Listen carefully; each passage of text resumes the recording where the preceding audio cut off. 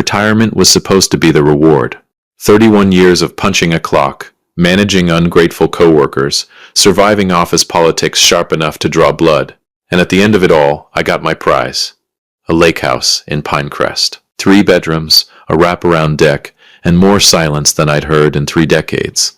Amanda and I had saved for it longer than some of our neighbors had been alive. We drove up on a Saturday morning in October, stood on that deck together, and watched the fog lift off the water. She squeezed my hand. I didn't say anything. There was nothing that needed saying. For 8 months, it was perfect. I didn't know it yet, but that peace was about to be weaponized against me. Welcome back to Dad's Sweet Revenge. Grab your snacks, get comfortable, and remember, every villain in these stories thought they were the smartest person in the room. They were not. Subscribe so you never miss a story. Our daughter Isabella had married Stuart 2 years prior. I'll be honest, I'd had reservations. Not the kind I aired at the wedding because I'm not a man who lights fires in his own house.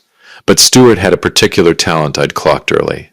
He said things in a tone that made them sound like facts when they were actually requests. Like there was no version of reality where you'd say no. Amanda called it confidence. I called it something that starts with a different letter. They lived 40 minutes from us, in a suburb that looked like every other suburb. Tan houses, tan fences, tan people with beige dreams. Stuart worked in commercial real estate. Isabella taught 2nd grade. They had 1 kid, our grandson Logan, who was 4 years old and the only genuinely perfect thing in this story. On the last Friday of June, they came for dinner. I grilled. Amanda had made her potato salad, the good one with the whole grain mustard, not the sad mayonnaise version she makes when she's tired. We ate on the deck. Logan chased fireflies. It was nice. It was the kind of nice that makes you let your guard down. That's when Stuart set down his beer and said, "So, Dad, we wanted to talk to you about something." I have never once in my life liked a sentence that started that way. "Sure," I said. He leaned forward, elbows on the table, like he was about to present a business proposal, which I would later understand he absolutely was. "My parents," he said. "Reed and Nicole. You know they've been having a rough time." I did know. Reed had retired early due to a bad back, and Nicole, I'll be diplomatic here, Nicole had a personality that made every room feel smaller. They'd been living in an apartment outside the city since selling their house 2 years ago. Stuart had mentioned, in passing, that they weren't happy there. I'd filed it away under "not my problem." "What kind of rough time?" Amanda asked. "Financial, mostly. And my dad's back has gotten worse. They need somewhere quieter, somewhere with space." He paused. Let it sit there, then, "We were thinking, just temporarily, they could stay here, in the lake house." The deck got very quiet. A loon called out across the water. I remember thinking, "Yeah, me too, buddy." "Temporarily," I said. 3 months. Maybe 4. Just until we figure something out. I looked at Amanda. Amanda looked at me. Isabella was staring at the table like the wood grain was suddenly the most interesting thing on earth. "Stuart," I said carefully, "this is our home." I know, and we wouldn't ask if it wasn't important. They're family. They're your family, I thought. But I didn't say it. Not yet. Amanda put her hand on my arm. "Let us think about it," she said. Stuart smiled. And I noticed, I filed it away immediately, that he smiled before Amanda had finished the sentence. Like the answer was already decided. Like "let us think about it" was just the formality before the inevitable yes. I didn't say anything that night, but I started thinking. The following week was what I privately call the campaign. Stuart texted. Isabella called. Nicole, who had never once called me in 2 years of being family, left a voicemail that was 8 minutes long and included the phrase, "We just need someone to believe in us right now," no fewer than 3 times. Reed sent a handwritten note, which impressed me until I realized Nicole had almost certainly dictated it. Amanda softened. I watched it happen in real time. She's a good woman, my wife. Too good sometimes. She started saying things like, "It's only temporary, and they're struggling, and Logan would love having his grandparents nearby." I listened. I nodded. I did not commit. Then Stuart came by one afternoon, alone, no Isabella, and sat across from me at the kitchen table with that same boardroom posture. "I think there's some hesitation on your end," he said. "Sharp instincts," I said. He didn't miss a beat. "I get it. It's your space. But honestly, Andrew, what are you using the 3rd bedroom for? Storage?" I looked at him for a long moment. "Stuart," I said, The third bedroom is a guest room. For guests we invite. Right. And my parents are not guests I've invited. He shifted. I guess I thought family didn't need a formal invitation. Family, I said, is a word people use when they want something without asking properly. He stared at me. I stared back. It was the first time I'd spoken plainly to him, and I could see he didn't quite know what to do with it. Then he said, and I want you to understand that this is a direct quote. Look, I wasn't going to say this, but Isabella is really stressed about this. And when Isabella is stressed, it affects our marriage. And when our marriage is affected, it affects Logan. I heard that. I heard every layer of it. He had just held my daughter's marriage and my grandson's stability over my head like a conductor's baton. I smiled. Let me talk to Amanda, I said. He left satisfied. I stood at the window and watched his car disappear around the bend. And I made a decision I have not regretted for a single second since.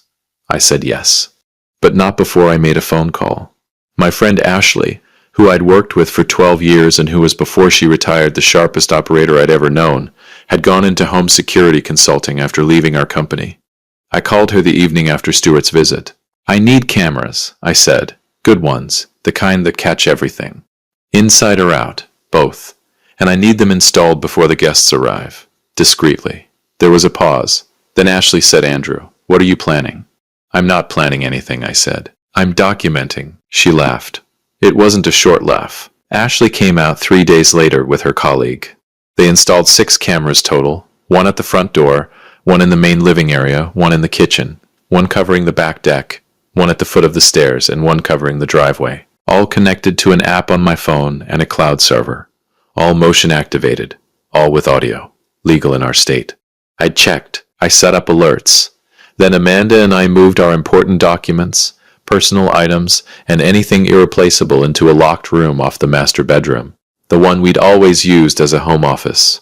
You're being dramatic, Amanda said, watching me pack a box. Probably, I said. I didn't tell her about the cameras. Not yet.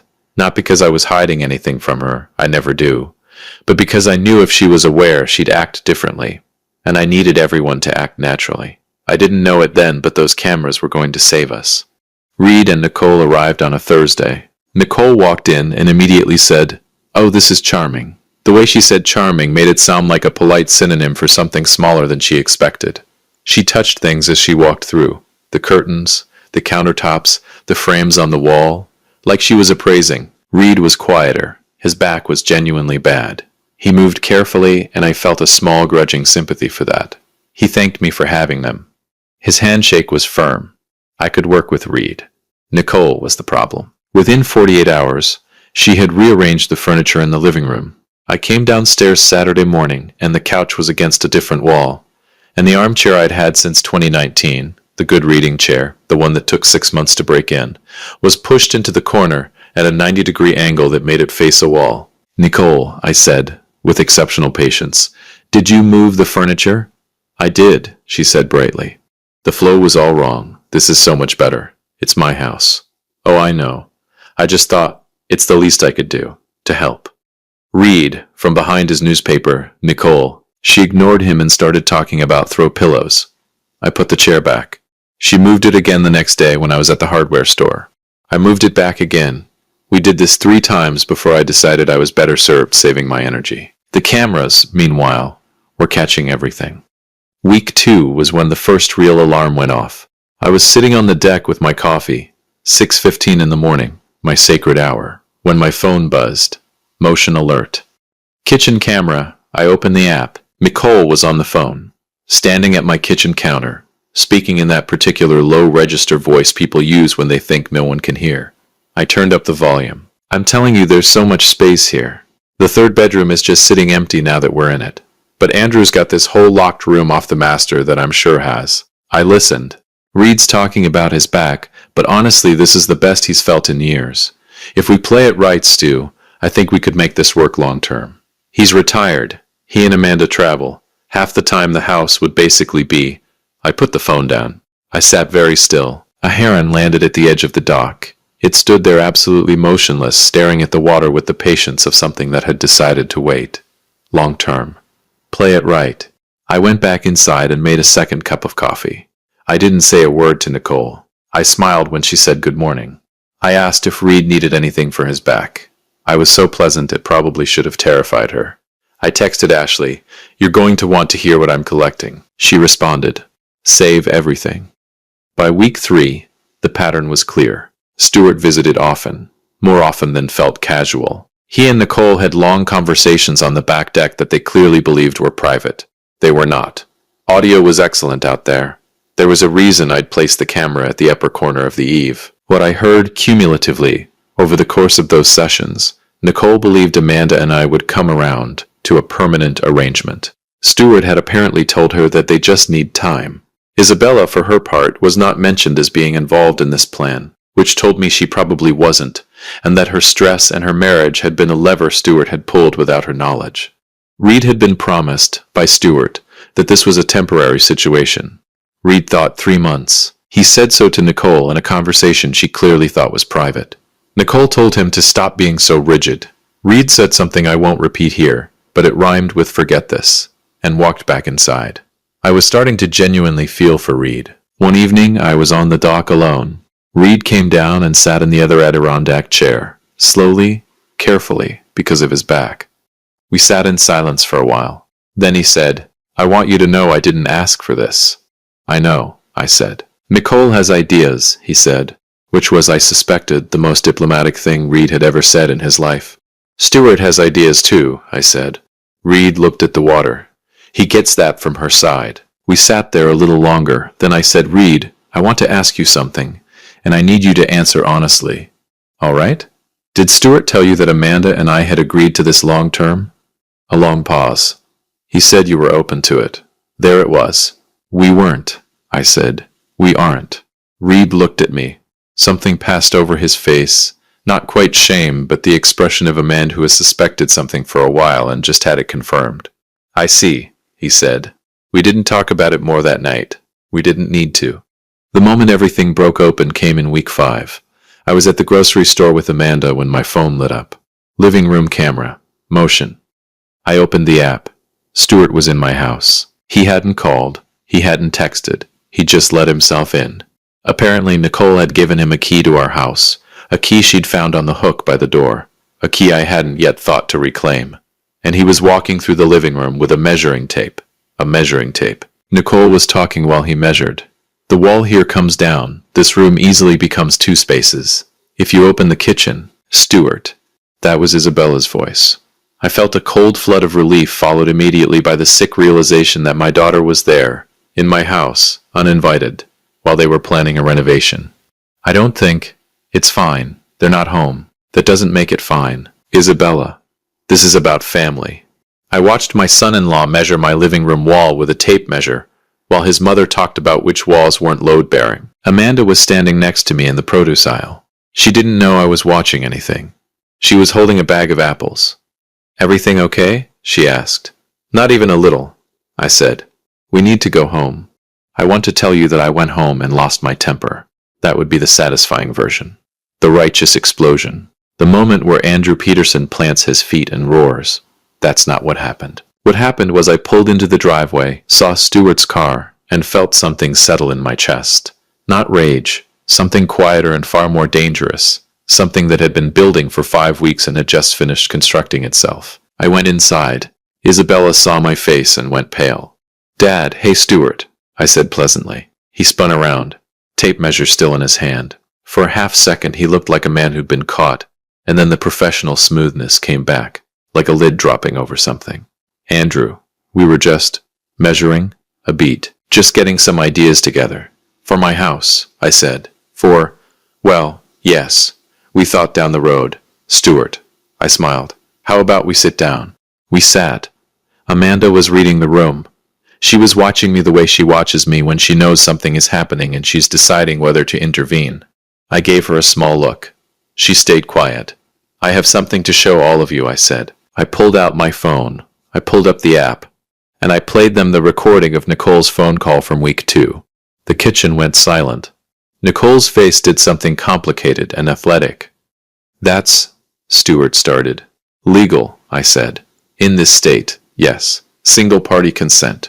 And since it's my house, With cameras I installed and disclosed in my property rights documentation. I paused. Well, documented is the word I'd use. You've been recording us? Nicole said. I've been documenting my own home, which is something I started doing, I said, after I was told my own family needed 3 or 4 months, and then caught you telling your son the plan was long-term. Isabella looked at Stuart.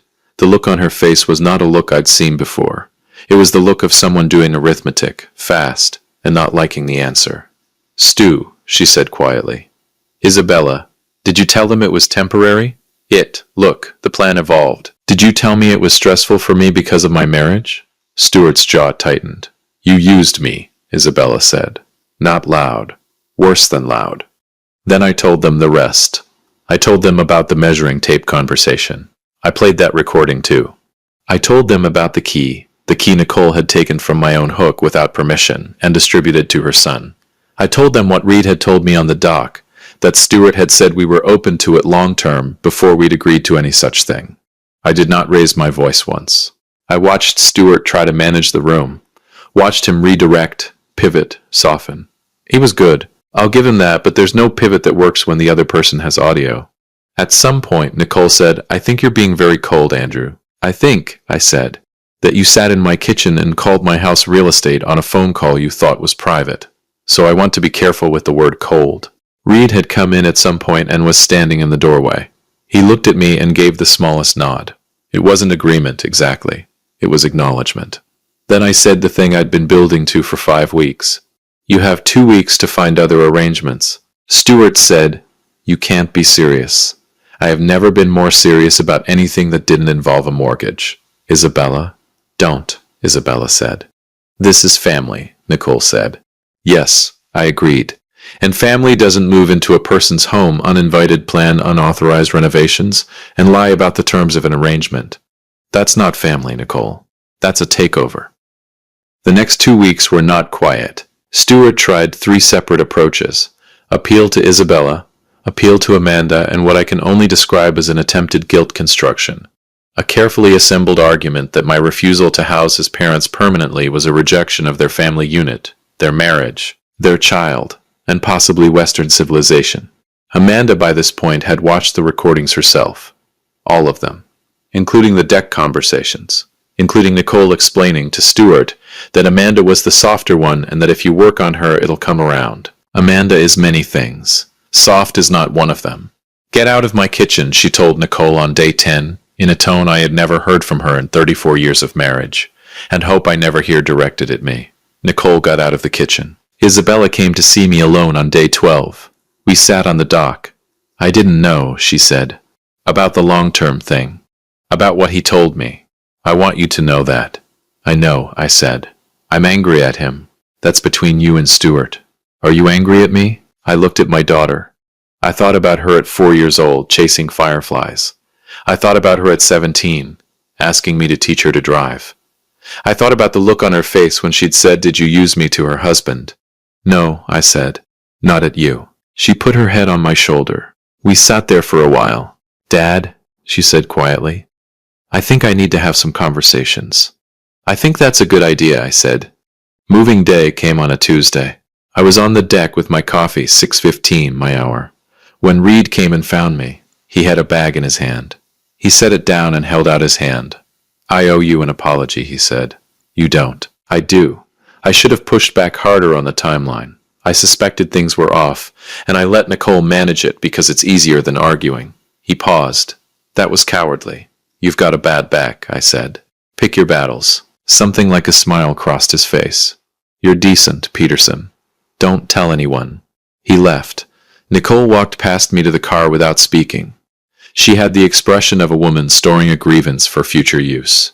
I stored one right back. Stuart came last. He stood at the door to the deck, keys in his hand. I hope, he said, that this doesn't have to define us. I looked at him over my coffee cup. Stuart, I said, you used your wife's emotions as leverage to move your parents into my home without genuine consent. Lied about the permanence of the arrangement. Had your mother take a key to my house without permission, and stood in my living room with a measuring tape planning which of my walls to remove. And then you tried to make me feel like I was the problem. He didn't say anything. So here's what defines us, I said. What you did is documented. permanently. And if there is ever another attempt to manage, manipulate, or maneuver this family for your benefit, those recordings go to Isabella. All of them. Every word. His face had done something I hadn't seen before. It wasn't anger. It was the expression of a man who has realized too late that he had fundamentally misread the person across from him. That the quiet, retired guy with the lake house wasn't slow or soft or easy. He'd just been patient. "We clear?" I said. He nodded. "Once." "Good," I said. "Drive safe." They were gone by noon. Amanda came and sat next to me on the deck. She brought the good coffee, the Ethiopian beans she saves for good days. She poured 2 cups. We sat and watched the water. The fog had lifted. The heron was back on the dock, motionless, waiting. "You know," Amanda said, "when you said you needed cameras, I thought you were being paranoid." "I know. I was wrong. You were optimistic," I said. "There's a difference." She leaned back in her chair. "So what now? Now we have our house back. And Isabella?" "Isabella," I said, "is having conversations. She'll be okay." Amanda nodded. She looked at the water. "He really did," she laughed. Not the polite laugh she uses in company. The real one. The deep, involuntary one that's been my favorite sound for 34 years. We sat there in the quiet until the sun was fully up. 6 weeks later, Isabella filed for a separation. I didn't celebrate that. I want to be clear. A marriage ending, even one that needed to end, is not a victory lap moment. My daughter was in pain. That mattered more than being right. But when she came up to the lake house that first weekend, alone, and sat on the deck and let the quiet work on her for a while, and then looked over at me and said, "Dad, how did you know?" I thought about the chair he'd moved, the tone of the first sentence, the smile before Amanda finished speaking, the measuring tape, experience, I said, and a decent camera system. She shook her head. "You were ready the whole time." "No," I said honestly. "I just paid attention." Logan came running down the dock toward us, arms out, absolutely certain I would catch him. I did. The heron lifted off the water, caught the light, and was gone. Stuart, as of the last I heard, had taken a job in another city. Nicole and Reed were renting an apartment smaller than they wanted, I'm sure. Nobody called to tell me this. I found out through Isabella, who found out from Reed, who apparently calls her sometimes to check in. I don't know what that means. I don't spend a lot of time thinking about it. What I do think about, sometimes, is this. Some people look at a quiet man who's worked hard, built something and stepped back to enjoy it, and they see a soft target. They see someone who won't push back, someone who'll absorb, adjust, accommodate, someone who'll let the furniture get rearranged because it's easier than an argument. What they don't see, what they can't see, because quiet people don't advertise it, is that the patience isn't weakness. It's preparation. It's documentation. It's 6 cameras and a cloud server and an audio file with your name all over it. It's knowing that the longer you wait, the more rope they use. Retirement, it turns out, is still a reward. You just have to protect it. The lake house is quiet again.